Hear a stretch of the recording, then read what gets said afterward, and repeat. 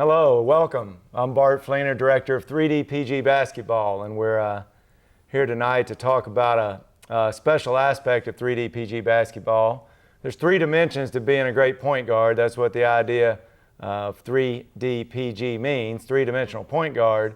And the three dimensions are mind, body, and spirit. And we're certainly going to talk to you about the mind and the body part, but tonight we're going to talk to you about the spirit part of being a 3D PG. And I've got a very special guest with me tonight, a close friend of mine, Denis Hodge, and he has written a book, and the title of it is Life Without My Point Guard, Raising Your Child to Leave a Legacy. And we're going to talk about that in just a conversational style, but I'm going to start by reading the back of the book to just tell you a little bit about Denis. He was born in 1968 in Western Kentucky, same year as me, by the way. Denis Hodge is a lifelong resident of Marion, Kentucky. A former U.S. Army Ranger. He married his high school sweetheart, Shannon. And to that union, 3 children were born. Tragically, their middle child, Jake, died unexpectedly in his sleep in the summer of 2008. Doctors never gave a definitive reason for his death. The loss brought unrelenting pain to the tightly knit family, which turned to its unwavering faith for answers. It also created an environment ripe for introspection. After a great deal of soul searching, the author found renewed purpose to his life after seeing the legacy left by his 12-year-old son. In the book, Denis shares his story, which he hopes can inspire others to live a life worthy of a positive legacy. I introduce to you Denis Hodge. How you doing, Bart? Good. Good to see you, brother. Good to be here. I first met you, or didn't, I don't know that we actually met. We might have shaken hands after the game, but it was 1985, and the Crittenden County Rockets were destroying the Caverna Colonels in the playoffs in football. And the Rockets went on to win a state title, and I remember this guy running for a couple of touchdowns that night. Yeah, we get better every year. I know. You just probably go to the barbershop, you know. You might have scored 6 that game by the time the retelling is done. That's correct. I think did you wear 14? What was your number there? I believe so. I think so. I believe that's correct. I just remember seeing a guy run past me on the way to the end zone. We didn't see each other again for probably 15 years, and we reconnected at Glasgow High School at a team camp. The Crittenden County Rockets came back, and we met up again and realized that who each other was and how we'd known each other back when, and got to reconnect that friendship and really make a new friendship for the first time of actually knowing someone. Right. Before that, I didn't like you very much because I just remember you beat our team in the playoffs. So then after that, we stayed in contact. We actually lost contact a little bit, and so I think it was we had started recruiting your daughter at that time, I believe. Jessie, I was coaching women's basketball at Asbury University. And she was a senior to be at Crittenden County. And her mom, Shannon, who's also the coach of the Crittenden County Lady Rockets, brought her up for a visit. When I was setting up the point guard camp at Asbury, the 3D PG, for the first time, I Googled point guard books or videos because I thought, well, I'm going to get some stuff to get ready for the camp. And this book came up, Life Without My Point Guard. And I was intrigued by the title. And I Googled it and read about it, and I said, wait, I think I know a Denis Hodge. And when I read that the author was from Kentucky, I said, it's too coincidental. It's got to be the same guy.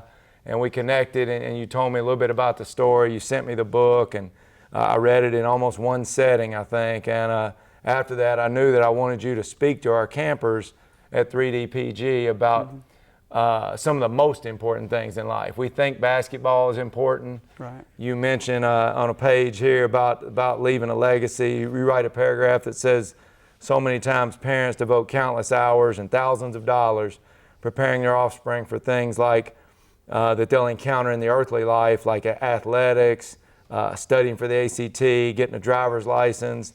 And sometimes we're so guilty of encouraging our children in so many areas that we really fail to prepare them for the one thing that is inevitable, and it is real, and that's their death. Right. And so I'm going to let you tell it, just a little bit about the story, and then we'll talk a little bit about the legacy. So just tell us about it. You know, in 2008, we lost our son Jake, and probably after our autopsy, probably to some type of arrhythmia. But we had, like most people have, and most parents, we had a perfectly healthy child, and we lived every day to the fullest, and we enjoyed every day. And we were actually here in Murray, where we are tonight, and we went home, picked our son up, who had been out with some family friends, and went home and kissed him goodnight, and and woke up the next day, went out on the farm, and then his sister went to wake him up to watch cartoons on Saturday morning, and he didn't wake up, and that kind of started our journey of where we are now to where we are with life without our point guard. And I guess in choosing the title Life Without Our Point Guard, I see so many coaches, so many families, so many people when they lose that proverbial point guard, or when there's not a good connection with that point guard, the frustration and the pain and even the anger in coaches when they just haven't got that point guard. So there was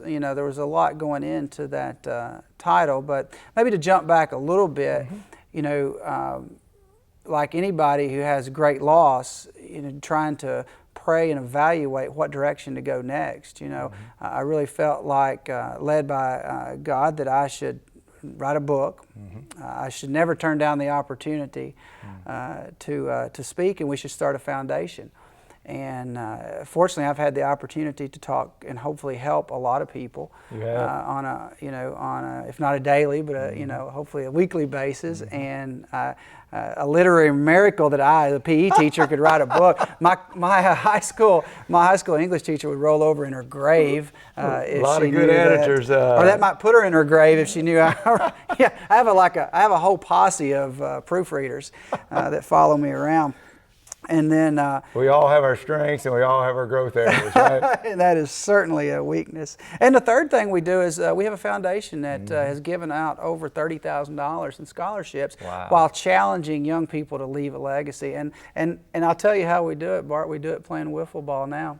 We raise over $20,000 a year at Little Bush Stadium in Princeton, Kentucky, playing wiffle ball. That's awesome. And kids have a blast, parents have a blast, and that is kind of the direction that we have used this, and that's kind of the journey we're traveling now. We'll talk more about that. We'll get this year's dates and such, and we'll do a little advertisement for it. You talk about point guard. Jake played athletics, played a lot of sports, right? I'm assuming that on the basketball court he was a point guard. Correct. And he played some baseball too. I saw pictures of you in here coaching him in baseball. Right. What was his position in baseball? He was a shortstop. There you go. Another one of those leadership positions, right? Yeah. You think of football, you kind of think of the quarterback. I don't know if he probably played football also. Yes. Yes. Yeah.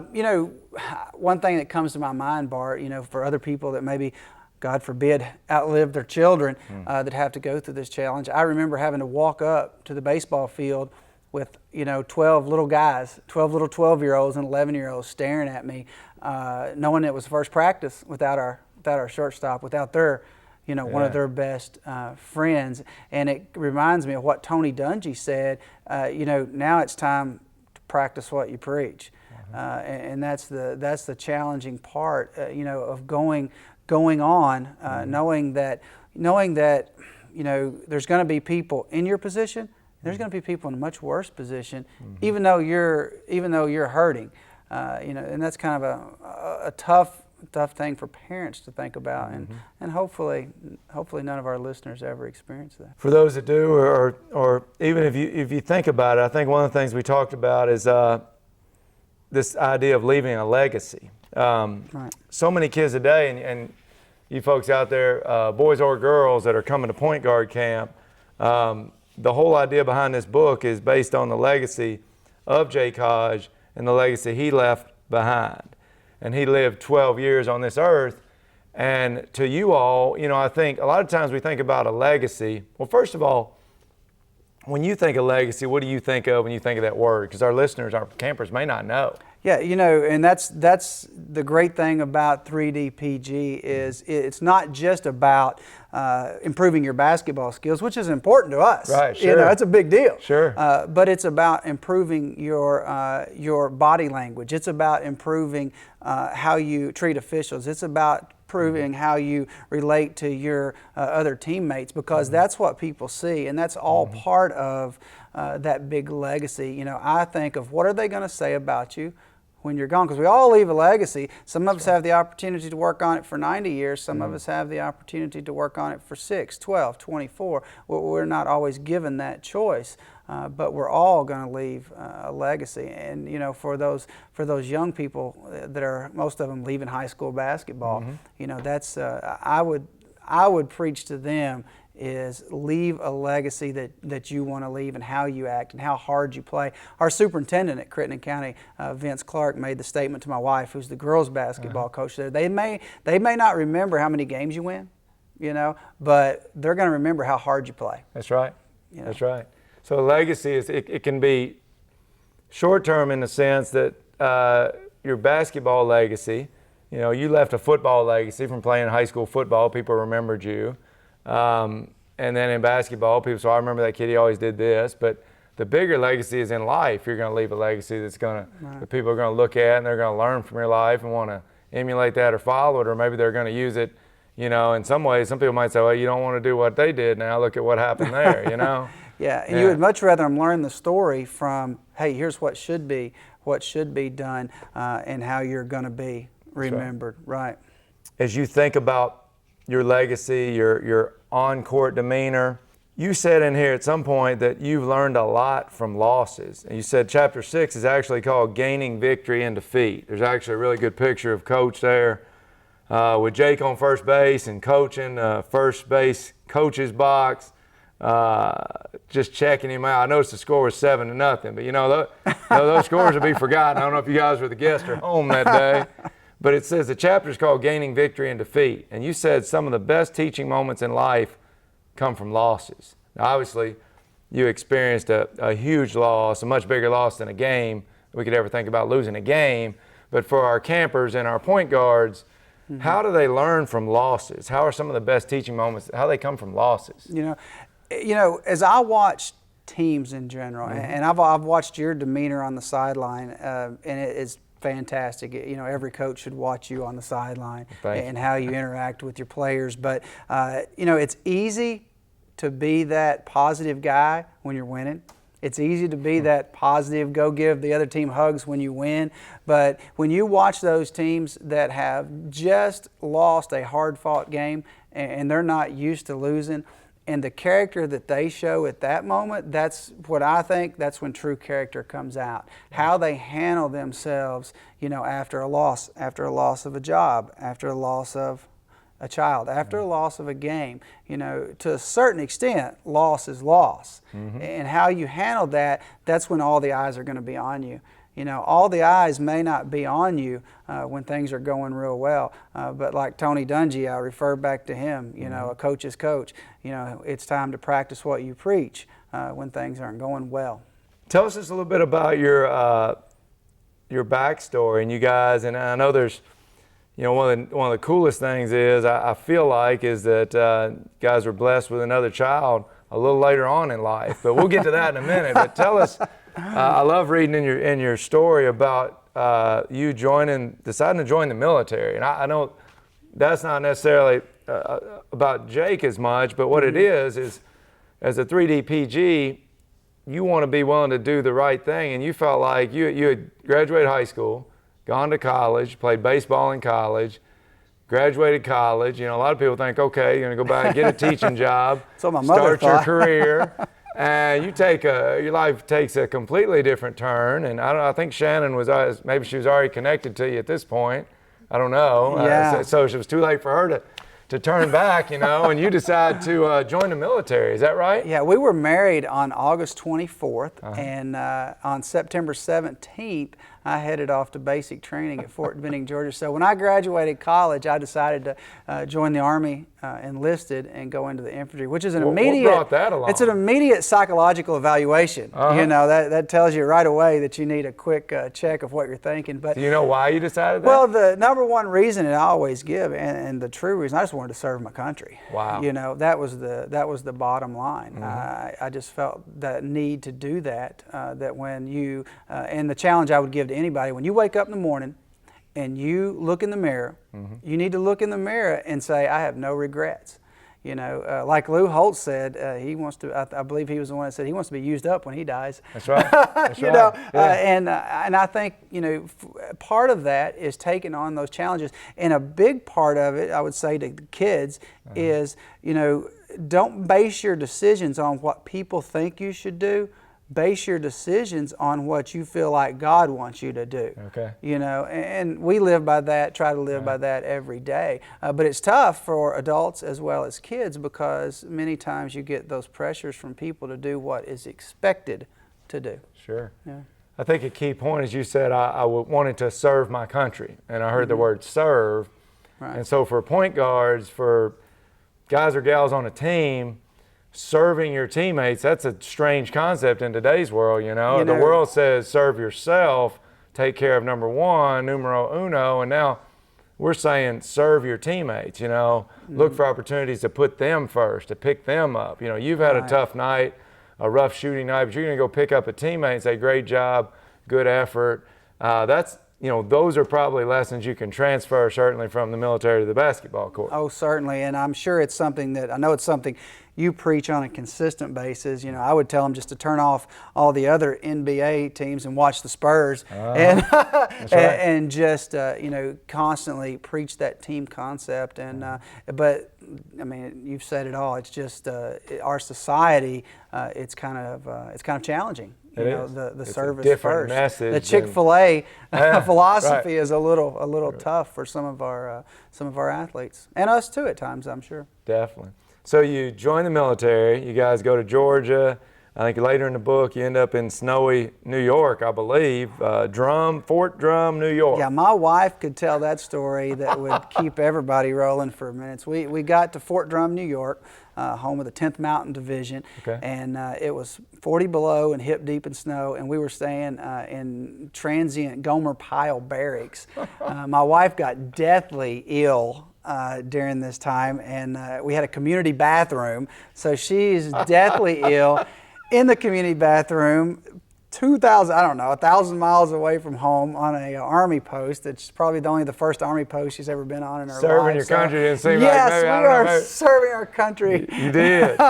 So you went, you were overseas, or you went overseas and served, and were deployed to Well, I was in Somalia right before Jessie, our oldest daughter, was born. I think I made it home about a week before she was born, so got to see her, and then we traveled back to Fort Drum. Okay.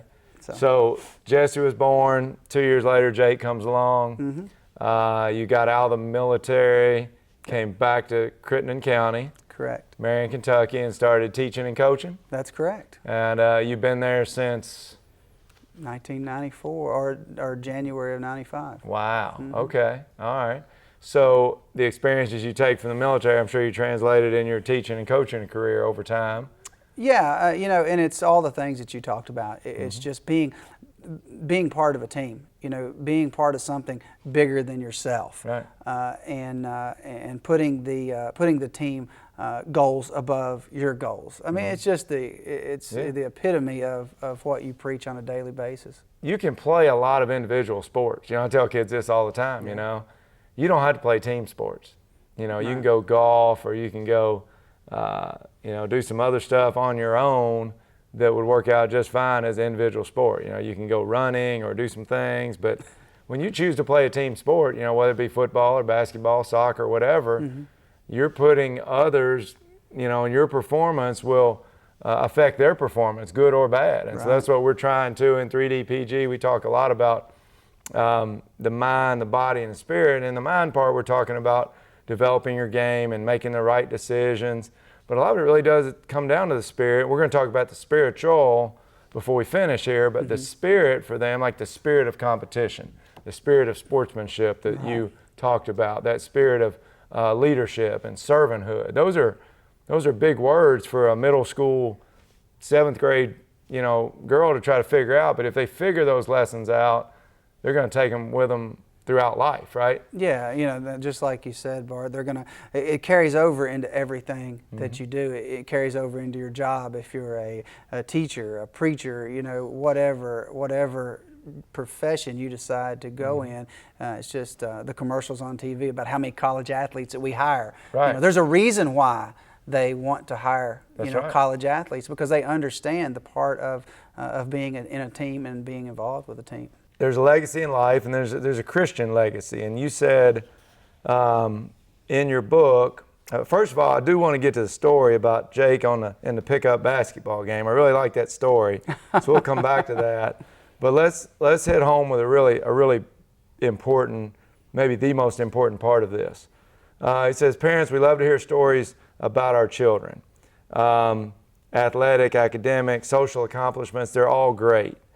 But to someone who has lost his child, it's most important to know that child was a Christian and he was a good person. So Jake knew the Lord. Tell us about that and what a peace of mind that gave you, not having him around here on this earth with you. With our faith being Christians, that's our belief is that you're going to spend eternity in heaven if you accept Christ. And for us, that is a huge comfort. I'm not sure how a parent would deal with that if they weren't at peace with their God. But for me, having a godly wife who prays with our kids every night and talks to them about God and accepting Christ, and it's just it's a true blessing. And the one thing I would tell to our older campers is take that into consideration. Certainly take your faith and the faith of the people that you date into consideration, because it's so important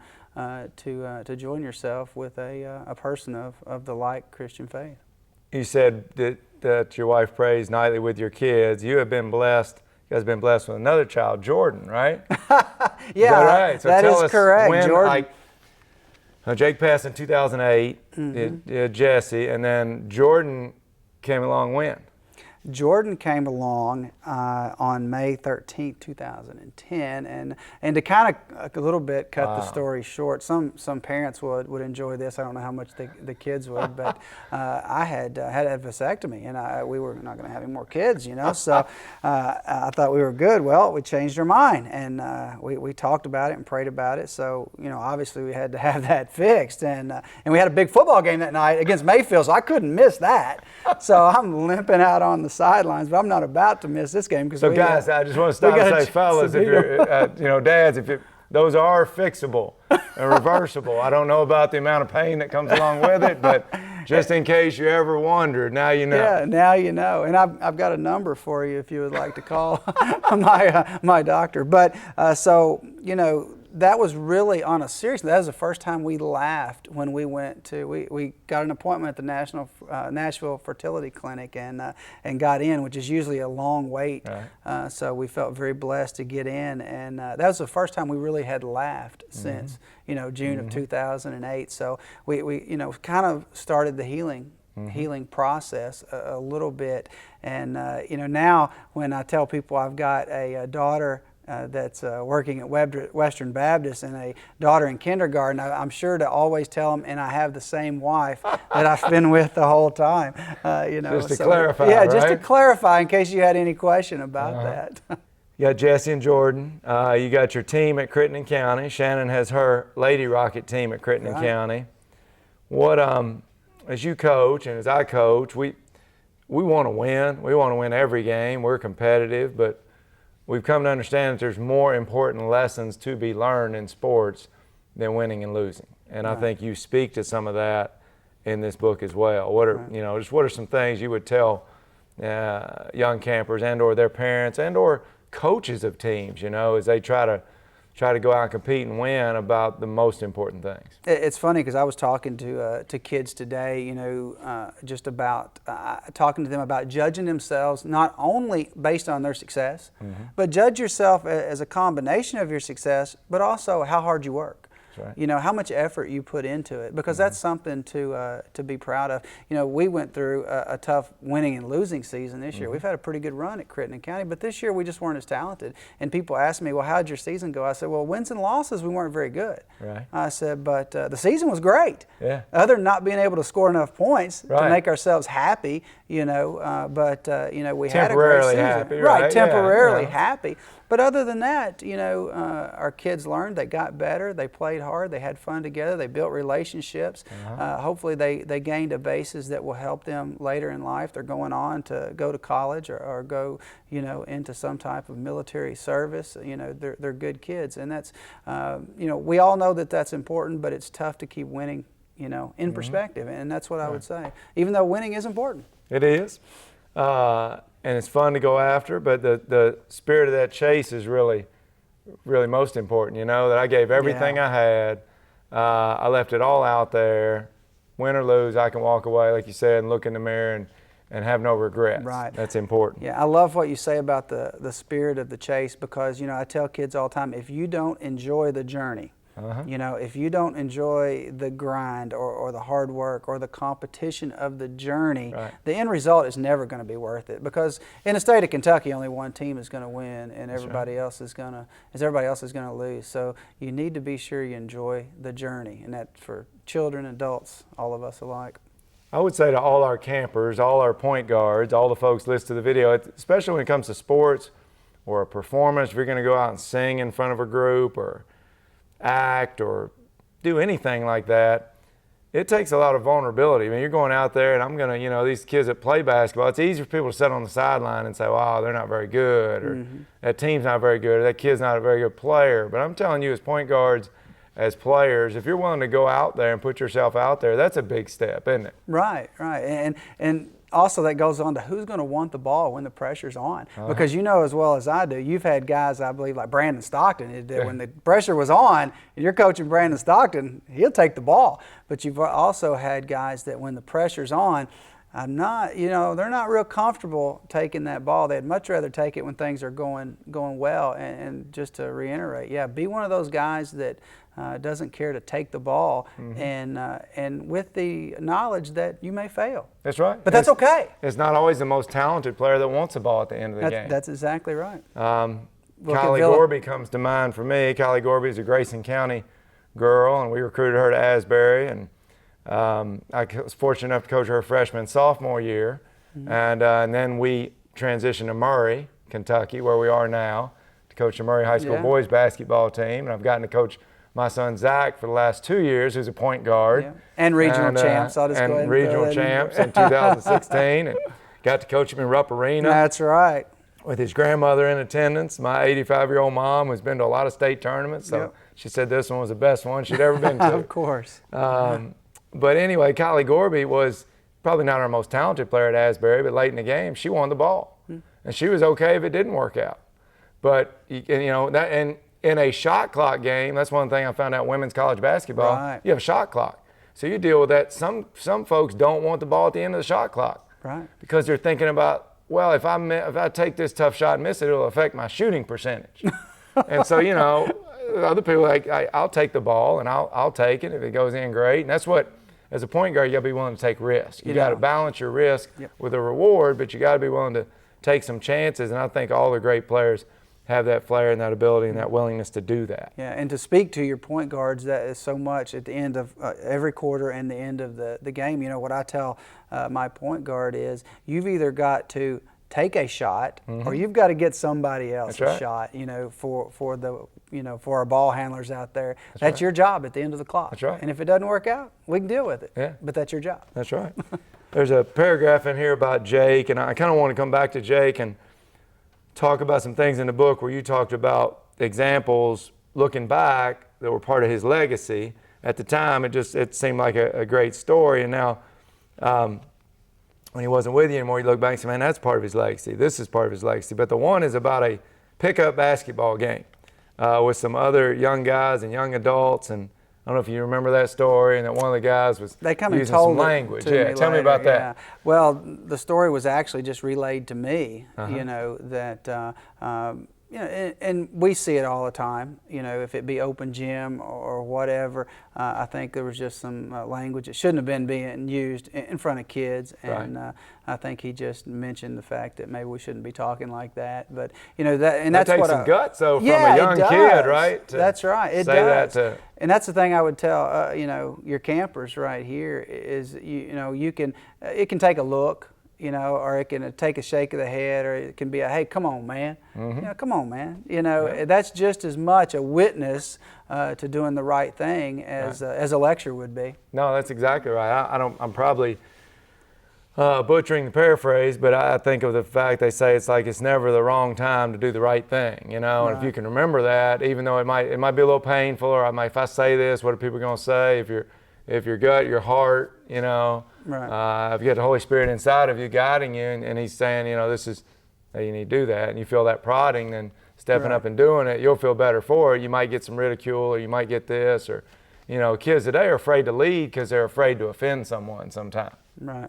And leadership takes direction and helping people give them direction sometimes. Right. So as a leader on your team, you got to be willing to do that. Right. You know, and I guess one of probably the challenges that our young campers face is the social media challenge. You know, not to bring in a whole new gamut there, but just the face-to-face communication which they get in sports. They get as, you know, the point guard that they may not, a lot of people feel that young people are not getting that anywhere else now, that face-to-face Right. ability to communicate with other humans. Right. They say a lot. You can say a lot of things via text and social media that it's harder to say face to face. You know, and if people had to say that same thing with the person standing right across from them, they probably wouldn't say half the things they say or promote on social media. Are there any other stories or memories that you want to, you know, share with us? You know, when you talked about Jake and some of the things that he did growing up that just stand out to you. You know, that's a tough question to say, because a lot of things run through your head when you start talking about, you know, your children and everything from going to the beach or when they're little. I guess one story that I really enjoy are another assistant coach and myself were talking, and my son's Jake, he's probably like 4 years old, and it's after a ball game. We've come home from a long trip, and we're like, you know, is competitive spirit bred into you, or is it through hard work and, you know, and training and coaching? Do you learn that desire, that hatred to lose? So I said, well, let's just do a little study right here. So we've set the goal up on the gym stage, you know, because he can't get it very high. He's like 3 or 4. So we play to 6, and then we play to 8. He knows we're going to 10. So you know, I let him get to like 8, and then I'm like, you're ahead. 1 more point, you win. I block his shot. We play a little more, and I hit it, and I win. And he loses. I know I'm beating up on a 3-year-old, so he loses. It's a science experiment. Yeah, it's an experiment. It's all for science. And he starts crying, you know, throwing a fit, runs over to the side of the gym, you know, puffs up and sits down on the steps. So we decided it was definitely breeding on his mother's side. Was the hatred for losing? Sure. She's a pretty competitive person oh too. my goodness! And but you know, I think probably the true answer is it's a combination of everything. It's a combination of environment, hard work, you know, the competitive spirit that comes from home, it comes from mom and dad, and it's all important to raising that competitive child that's still going to walk the fine line of keeping the proper competitive spirit. That competitive spirit, you want kids who want to win more than anything else, and want to, you know, fight for that victory. But it is the idea of the spirit of competition, that they just give it their all, and that they're good with that result, whatever it may be. Right. We talked some about fear of failure. Right. You know, like I think for point guards, for athletes, sometimes you fear failure so much that you'll never get to see success. There's the kid who maybe won't get on the ground after a loose ball, or is thinking about taking a charge but won't take one because it might look bad if they get run over. That relates in an even bigger picture, the kid who some of you are going to try out for your team, and you're going to put some effort into it, and you're not going to make the team. And so the one side of you says, well, I just won't work that hard. I won't prepare this summer. I won't do those extra practice sessions, because that way if I don't make the team, it won't hurt as bad. And do you relate to that or think about that? Oh, so much. It brings to mind we're in a baseball game. We're in extra innings in a regional title game, Class A against Murray, as a matter of fact. And we end up getting beat in a one-run game in extra innings. Great ball game. And all I can say is, man, that was a great ball game. But one of the kid that pitched a gem, and his aunt comes up and she says, I could never take that. I could never do that. I'm never coming back to the baseball field again. I'm like, why? You just saw one of the greatest games you could ever see. And she said, it's because of the failure. And I'm like, if you don't take great risk, if you don't sell your heart and soul to something, you're never going to know what great reward is. It doesn't matter if it's in basketball, if it's in your marriage, if it's in your relationship with God. If you don't sell your heart and soul to it and be 100% devoted to it, you're never going to get that great feeling of success. You know, there'll always be something left out there. But you're also not going to take the risk of great failure, just what you're talking about too. So, you know, for us as parents, you know, in the decision to have another kid, we understand the risk. But for the joy that those children bring, and for the pleasure that you get out of them, and the legacy they get to leave with their friends and the people around them, you know, we're willing to take, my wife and I, we're willing to take that risk. And that's what I would say to parents, to kids, to point guards. You know, be willing to take that risk, and if you fail, you can live with that. You know, you can live with failure, but you can't live with apathy. Oh, that's great. Yeah, that's right. You can live with failure. You can't live with not trying or not giving it your best. You know, because that's got to go along. Well, point guards, basketball players in general, student athletes, students, parents. This message could be, you know, delivered to so many audiences. It's been awesome. I think kind of close with this. Chapter 9 talks about raising children of value, not success. So if you're a parent out there, you want to hear that. A friend of yours came to class to speak one day, and he made a statement that stuck with you. He said, I want to be a person of value, not a person of success. And I would think about this. Success is short term. You know, you can be successful as a professional player one year, and the next year you can get cut from the team because you're not as successful anymore. Yeah. I don't know if you're a historian or not, and I don't know if any of our point guards out here are historians, but you know, when the ancient Romans used to go conquer lands, they would come back in, the generals would come down the streets of Rome, and the legend has it that in their ear one of their slaves would be speaking to them saying, glory is fading fast. Glory is fading fast, just to remind them. And for our young athletes, the glory is fading fast, but the character, the value, the legacy, it's there forever. You know, it's not going to end. And you know, so many times when I hear kids that they come back and they meet professional athletes, or they meet someone that they really admire, the next thing the other kid asks them, well, what was he like? Was he nice to you? Did he talk to you? You know, that's what they want to know. Right. They want to know, was he a good guy? Yeah. Or was he a jerk? Did he tell you to, to leave him alone? He's at work, you know. And that's, you know, the little kids and your classmates, that's what they're going to remember about you. And, you know, were you a good guy? Right. You know, they're not going to remember your ERA or your rushing yards per carry or your yards after contact or your shooting percentage. They're going to remember what kind of person you are. That's right. The chance to wear a uniform in a team sport is powerful. You know, we taught our guys at the end of the last game this year, which we got to finish in Rupp Arena, which was glorious. Everybody's going to take their uniform off for the last time sometime.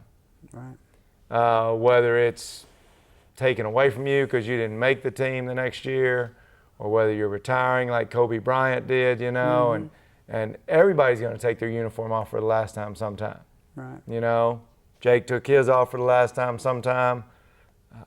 You've taken yours off for the last time. Certainly taken mine off for the last time. But all you point guards out there, you're going to take that uniform off for the last time sometime, and you want to be a person of value, of lasting value. You want people to look at you and say, well, I admire the way they played, but I really admire them as a person. Right. You know, that stands out to people, how hard they worked, what a great teammate they were.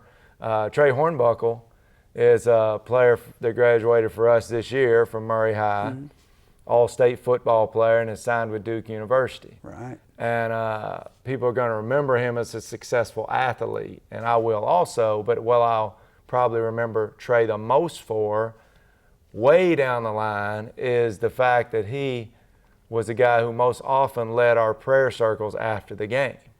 We would invite the other team after every game to join us in prayer at center court, win or lose. Right. Always easier, like you said, after the wins to go pray. A little tougher after the losses, you know. But it's pretty hypocritical if we just headed off the court after the losses, you know. And there were times when we won big games that it was hard for the other team to join us. And most of the time they would. And when we lost the last game in Newport Catholic, Trey knew he was about to take his basketball uniform off for the last time. He still went out there and led that prayer at center court, and 15,000 people in Rupp Arena got to see a person of value, not just a person of success. Right.